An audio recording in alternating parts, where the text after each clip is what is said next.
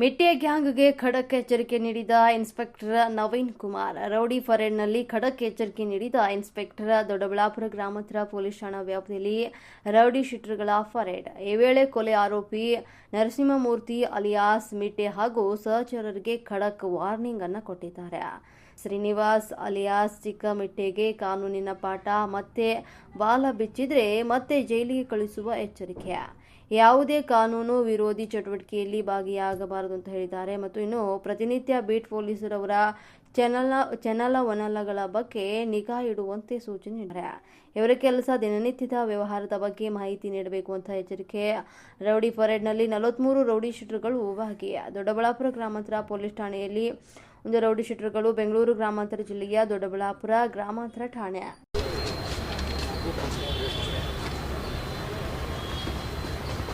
ಏನು ಕೆಲಸ ಮಾಡ್ತಿದ್ದೀಯ ಈಗ ನೀನು? ಬಾಲಾಜಿ, ಕೇಸ್ ಯಾವ ಸ್ಟೇಜಲ್ಲಿದೆ? ಹಿಯರಿಂಗ್ ಆಗಿಲ್ವಾ? ಫಿಟ್ನೆಸ್ ಸ್ಟಾರ್ಟ್ ಆಗಿದೆಯಾ? ಯಾವ ಊರಿಗೆ? ತಂದೆ ಹೆಸರು ಎಷ್ಟು ಕೇಸ್ ಇದಾವೆ? ಇದು ಮಾಡ್ರೆ ಕೇಸ್ ಅಲ್ಲ, ಬೇರೆ ಯಾವ ಕೇಸ್ ಇದಾವೆ? ಬೇರೆ ಯಾವ ಕೇಸ್ ಆಗಿ ನೋಡ್ಕೊತಾ ಇದೆಯಾ? ಜೀವನಕ್ಕೆ ಏನು ಮಾಡ್ತಾ ಇದೆಯಾ? ಎಲ್ಲಿ ಎಷ್ಟು ವರ್ಷ ಇದ್ದಾವೆ? ಡೈರಿ ಸದಸ್ಯತ್ವ ತಗೊಂಡಿದ್ಯಾ? ಬೇರೆ ಯಾವ ಕೇಸ್ ಆಗಿ ನೋಡ್ಕೊತಾ ಇದೆಯಾ? ಜೀವನಕ್ಕೆ ಏನು ಮಾಡ್ತಾ ಇದೆಯಾ? ಎಲ್ಲಿ ಎಷ್ಟು ವರ್ಷ ಇದ್ದಾವೆ? ಡೈರಿ ಸದಸ್ಯತ್ವ ತಗೊಂಡಿದ್ಯಾ? ಎಷ್ಟು ವರ್ಷದಿಂದ ಇದೆಯಾ ನನ್ನ ಏರಿಯಾದಲ್ಲಿ? ಪುಟ್ಟದಾಗಿಂದ. ಸರಿಯಾಗಿ ನೆಟ್ಟಗೆ ಮರ್ಯಾದೆಯಿಂದ ಗೌರವದಿಂದ ಸಮಾಜದಲ್ಲಿ ಬಾಳ್ಕೊಂಡು ಹೋದ್ರೆ ಸರಿ. ರಸ್ತೆಯಲ್ಲಿ ಕೊಲೆ ಮಾಡೋಂಥ ನಿನ್ನ ಕೊಲೆಗಡೆಗಳಿಗೆಲ್ಲ ಕಾನೂನಿನ ಒಳ್ಳೆ ಪಾಠ ಹೇಳಿದ್ರೆ ಅರ್ಥ ಆಗಲ್ಲ. ಗೊತ್ತಾಯ್ತಲ್ಲ?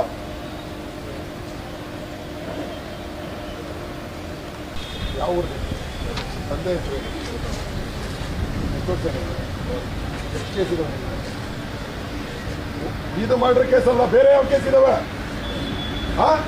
ಆಫೀಸಲ್ಲಿ ಕನ್ನಡತೆಯಿಂದ ಇರ್ತೀವಿ ಅಂತೇಳಿ ಬಾಂಡ್ ಬರ್ಕೊಟ್ಟಿದ್ದೀರಿ. ಈಗ ಕಾನೂನು ಬದಲಾಗಿದೆ. ನಮ್ಮ ಹಿರಿಯ ಅಧಿಕಾರಿಗಳ ಹತ್ರನೂ ನೀವು ಬಂದು ಸರಿಯಾಗಿ ನಡವಳಿಕೆಯಿಂದ ಇರ್ತೀವಿ ಅಂತ ಬಾಂಡ್ ಬರೆದು ಕೊಡಬೇಕು. ಆ ಅವಧಿಯಲ್ಲಿ ಏನಾದರೂ ನೀವು ಒಂದು ಕಾನೂನು ಬಾಹಿರ ಚಟುವಟಿಕೆಯಲ್ಲಿ ಭಾಗವಹಿಸಿದ್ರೆ ನಿಮ್ಮ ವಿರುದ್ಧ ಎದುರಿಸೋದು, ಬೇರೆ ಭೂಗಳ್ಳತನದ ಆಕ್ಟಿವಿಟೀಸ್ ಅಲ್ಲಿ ಭಾಗವಹಿಸೋದು, ರಿಯಲ್ ಎಸ್ಟೇಟ್ ನೆಪದಲ್ಲಿ ಬೇರೆ ಏನಾದರೂ ಮಾಡ್ಬೇಕಂತ ಮಾಡಿದ್ರೆ ಒಬ್ಬನೇ ನೀನು ಈ ಥರ ಕೆಲಸ ಮಾಡೋದು ಮನೆಗೆ ಗೊತ್ತಿದೆಯಾ? ಎಷ್ಟು ತಿಂಗಳು ಜೈಲಲ್ಲಿದ್ದೆ? ಅಬ್ಸ್ಟ್ಯಾಂಡಿಂಗಲ್ಲಿದ್ದು ಬೇಲ್ ತಗೊಂಡೆ.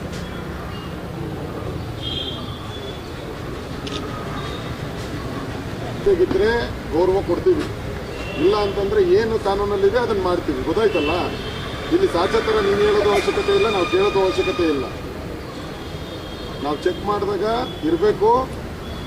ನಿಮ್ದು ಎಲ್ಲ ಅವರು ವಾಚ್ ಮಾಡ್ತೀವಿ. ನಿನ್ನ ಗಾಡಿ ಓಡಿಸೋದಾಗಲಿ, ನಿಮ್ದು ಎಕನಾಮಿಕ್ ಸ್ಟೇಟಸ್ ಆಗಲಿ ಅಥವಾ ಏನಿದೆ ಎಲ್ಲ ವಾಚ್ ಮಾಡ್ತೀವಿ. ಗೌರವಿತವಾಗಿದ್ರೆ ನೋ ಪ್ರಾಬ್ಲಮ್, ನೀನು ಮನುಷ್ಯನೇ. ಗೌರವಿತವಾಗಿ ಇಲ್ದಿದ್ರೆ, ನೀನು ಕಾನೂನಿಗೆ ಗೌರವಿಸ್ತಿದ್ರೆ ನಾವು ಏನು ಮಾಡ್ಬೇಕದು ಮಾಡ್ತೀವಿ. ಕಾರ್ಯ ಕೆಲಸ ಬರುತ್ತೆ ನಿನಗೆ. ಯಾವ ಊರು ನಿಂದು ಸ್ವಂತ? ಬದ್ರುಪಾಳ್ಯ. ಮೆಟ್ಟೆ ಕೇಸ್ ಅಸೋಸಿಯೇಟ್. ನೀನು ಕೂಲಿ ಮಾಡೋಕ್ಕೆಲ್ಲ ಸಾಕು. 10 ಜನದಲ್ಲಿ ನೀನು ಒಬ್ಬನಾ? ಇವ್ರದ್ದೆಲ್ಲ ಸರಿಯಾಗಿ ನೋಡಿ. ಇವ್ರ ಮೊಬೈಲ್ ಡೀಟೇಲ್ಸು, ಬ್ಯಾಂಕ್ ಡೀಟೇಲ್ಸು, ಇವನು ಯಾವ ಗಾಡಿ ಬಳಸ್ತಾನೆ, ಎಲ್ಲಿ ಹೋದಾಗ ಎಲ್ಲಿ ಶೆಲ್ಟರ್ ತೊಗೊಂಡಿದ್ದ, ಕೇಸ್ ಆದಮೇಲೆ ಎಲ್ಲೆಲ್ಲಿ ಹೋಗಿದ್ದ, ಕರೆಕ್ಟಾಗಿ ನೋಡಬೇಕು. ಸುಮ್ಮನೆ ಇಲ್ಲಿ ನಾವು ನಂಬಿಕೆ ವ್ಯವಸ್ಥೆ ಎಲ್ಲ ಬರೆದ್ಬಿಟ್ರೆ ಏನೂ ಕೆಲಸ ಆಗೋದಿಲ್ಲ. ಇವನು ನೀವು ನಾಮೆಯಿಂದ ಒಳಗಡೆ ಬನ್ನಿ. ನೀನು ಈಗ ಬಿಟ್ಟಿದ್ದೀಯಾ ಮೊಬೈಲ್ ಕಿತ್ಕೊಂಡು ಹೋಗೋದು? ಏನು ಕೆಲಸ ಮಾಡ್ತಾ ಇದೆಯಾ? ಅವತ್ತು ಗಾರೆ ಕೆಲಸ, ಇವತ್ತು ಗಾರೆ ಕೆಲಸ. ಯಾವ ಊರು ನಿಂದು? ಇದೊಂದು ಕೇಸ್ ಬಿಟ್ಟರೆ ಬೇರೆ ಯಾವುದು ಕೇಸ್ ಇಲ್ವಾ ನಿಂದು? ಆದ್ಮೇಲೆ ಯಾವುದು ಮಾಡಿಲ್ಲ. ಜೈಲಲ್ಲಿ ಎಷ್ಟು ದಿನ ಐತೆ? ತುಂಬ ದಿನ ಅಂದರೆ 1 ವರ್ಷ. 394 ಕೇಸ್. ಮೊಬೈಲ್ ಕಿತ್ಕೊಂಡು ಹೋಗಿದ್ದು ರಿಕವರಿ ಮಾಡಿದ್ರ? ಯಾರ್ಯಾರು ಹೋಗಿದ್ದು?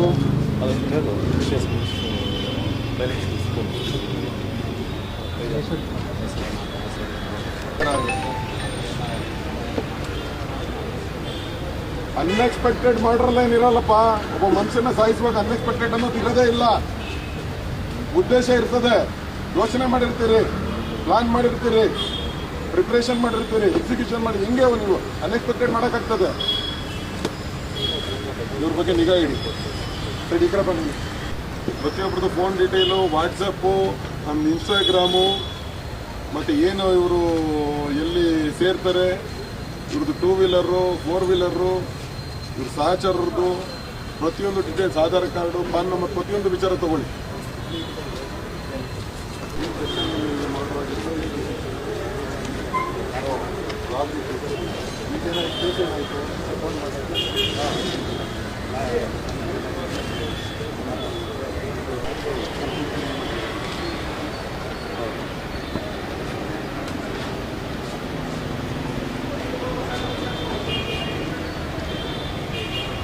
ಎಲ್ಲಿ ವಾಸ ಇದೆಯಾ ನೀನು? ಬಿಡಂಗಿಲ್ಲ.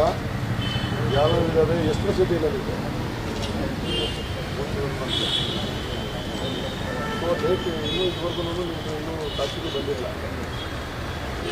ಸಾಕ್ಷಿಗಳು ಕರ್ಕೊಂಡ್ಬಂದು ಹಾಜರುಪಡಿಸ್ಬೇಕು. ಈ ಕೇಸಲ್ಲಿ ಯಾಕೆ ಸಾಕ್ಷಿ ಬಂದಿಲ್ಲ, ನೆಕ್ಸ್ಟ್ ಹಿಯರಿಂಗ್ ಡೇಟ್ ಯಾವುದಿದೆ ಆ ಡೇಟಿಗೆ ಸಾಕ್ಷಿಗಳು ಹಾಜರಾಗಬೇಕು. ಅದು ನೀನು ಒಳ್ಳೆಯವನು ಬಿಡು, ಪಾಪ ಗೊತ್ತಿಲ್ಲದೆ ಮಾಡಿರ್ತಾರೆ ಅಲ್ವಾ? ನೀನು ಸುಮ್ಮನೆ ತಗೊಂಡೋಗ್ಬಿಟ್ಟು ಕೇಸ್ಗೆ ಸೇರಿಸ್ಬಿಟ್ಟಿರ್ತಾರೆ. ನಿನ್ನ ನೀನು ಅವತಾರ ಆಡ್ತಾ ಇದೀಯಾ ಏನಯ್ಯ?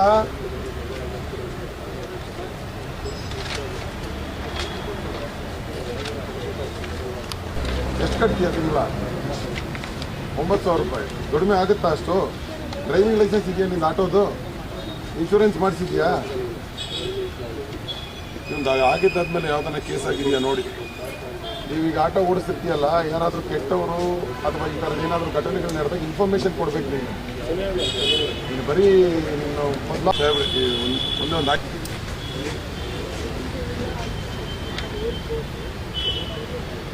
ಇದು ನಾನು ಕೂಡ ನೋಡಿದ್ದೀನಲ್ಲ, ಈ ಥರದ್ದೆಲ್ಲ ಮಾಡ್ತಾ ಇದೆಯಾ ಈಗೂ?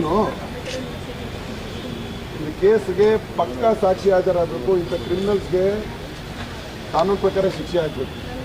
ನಾವೇನು ಮಾಡೋದು ಬೇಡ, ನಿನಗೆ ಕಾನೂನು ಪ್ರಕಾರನೇ ಮಾಡಿಸ್ತೀವಿ. ಒಂದು ಹೆಣ್ಮಕ್ಳಿಗೆ ಈ ಥರ ತೊಂದರೆ ಕೊಟ್ಟಿದೆಯಲ್ಲ, ನಿನಗೆ ಕಾನೂನು ಪ್ರಕಾರನೇ ಮಾಡಿಸ್ತೀವಿ. ಕಲಿಸ್ತೀನಿ ಕಾನೂನು ಪಾಠನೇ ನಿನಗೆ.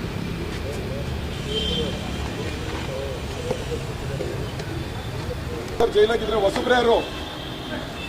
ಇವನು ಫೋನ್ ಡೀಟೇಲ್ಸ್ ಅಬ್ಸರ್ವ್ ಮಾಡಬೇಕು. ಇವನು ಎಲ್ಲಿದ್ದಾನೆ, ಏನು ಹೋಗ್ತಾನೆ, ಏನು ಮಾಡ್ತಾನೆ ಅಬ್ಸರ್ವ್ ಮಾಡಿ. NDPS ಕೇಸ್ಗಳವ್ರನ್ನ ಮಾದಕ ದ್ರವ್ಯ ಸಾಗಣೆ ಮಾಡೋರು ಇವ್ರ ಜೊತೆಗೆ ಯಾರಾದ್ರೂ ಒಬ್ಬರು ಕಡೆ ಇವ್ನು ಮಾಡಿಲ್ದಿದ್ರೆ ಇನ್ನೊಬ್ಬರ ಕಡೆ ಮಾಡಿಸ್ತಿರ್ತಾನೆ. ಸುಮ್ಮನೆ ಬರೋದಿಲ್ಲ. ಇವನು ಅಬ್ಸರ್ವ್ ಮಾಡಿ ಇವನ್ನ.